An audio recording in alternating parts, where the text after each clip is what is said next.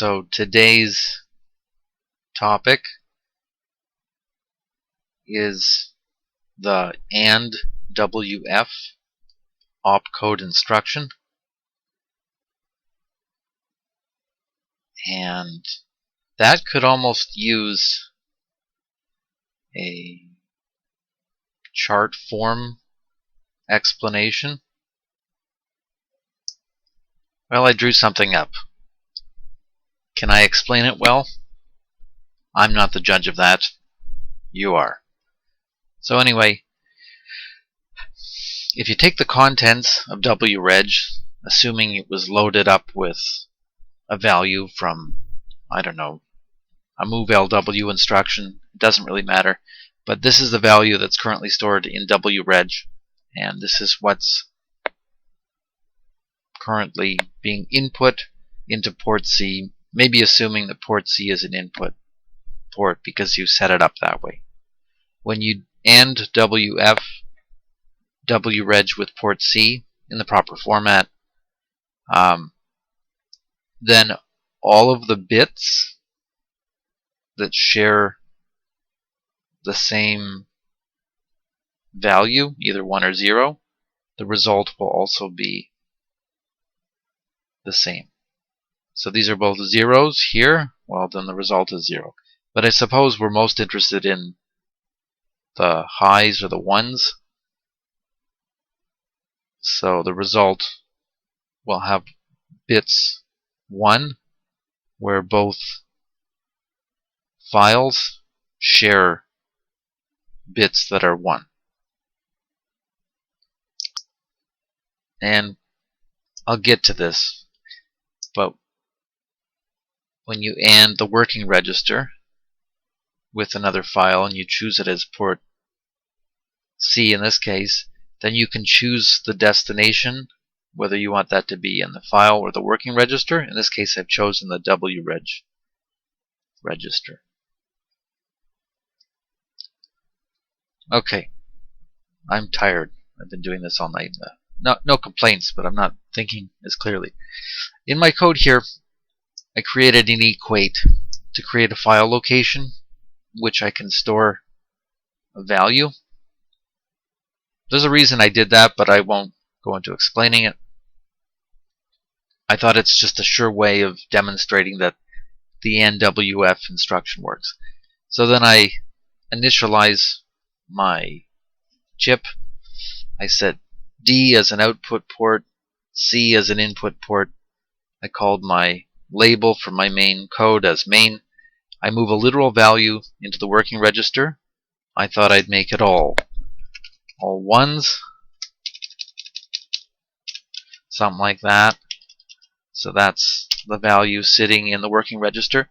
Now I'm going to AND the working register, which has this value in it, with port C, and I have push buttons that will send particularly RC0 bit, high or low. And it doesn't really matter in this case what I set all these, well, it does matter. But when RC0 gets a high or a 1, then when they're ANDed together, it'll be 0, 0, 0, 0, 0, 0, 0, 1. Anyway, I take the ANDed values of wreg and port C, and I store it in this file location equate.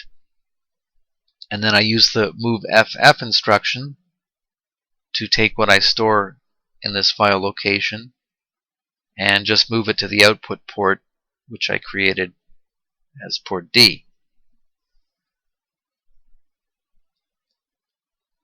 So then it'll go back and continue doing the same thing, and it all depends on whether or not I'm pressing the push button, making RC0 bit go high. So I don't know how well I explain that. I think there's the possibility of not using a separate file location to store port C's value in, but then there's no telling whether I'm just moving that information or Okay, so this is pretty straightforward. I have a push button which has a pull down resistor to ground, making it low, and then when I push the push button, it's getting power off the board. It'll send a signal out high. The signal is being sent out to pin RC0. So if I can get that more clear, you can see the pin is going into RC0.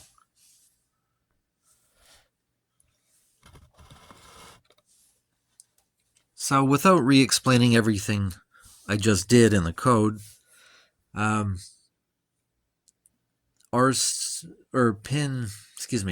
port C is an input port.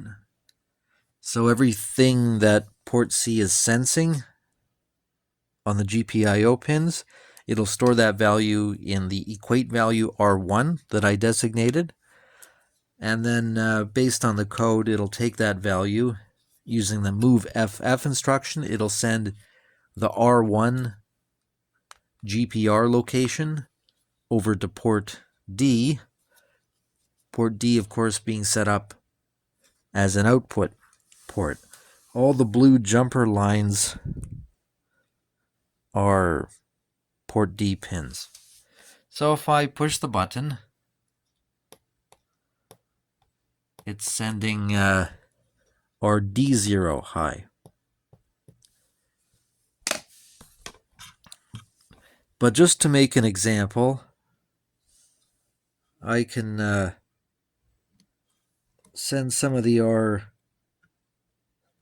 pins high as well. If I just switch up the RC0 pin for, in this case, RC6,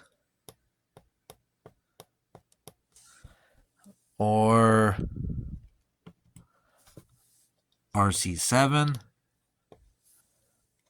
or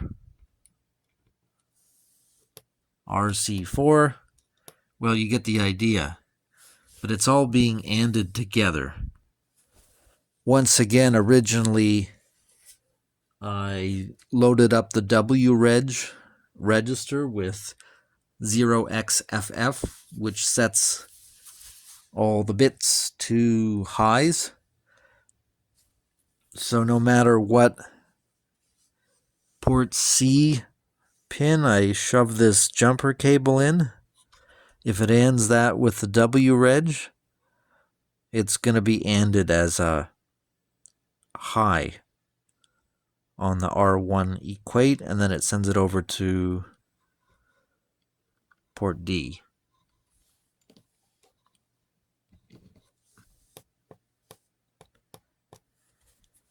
So that's a pretty simple instruction. What I originally wanted to do was to AND two different ports together. So say port E and port C, and then AND those together, and then send the output to port D. Maybe I can do that in a forthcoming video. Who knows? Could it be my next video? You'll have to keep watching. Thanks for watching.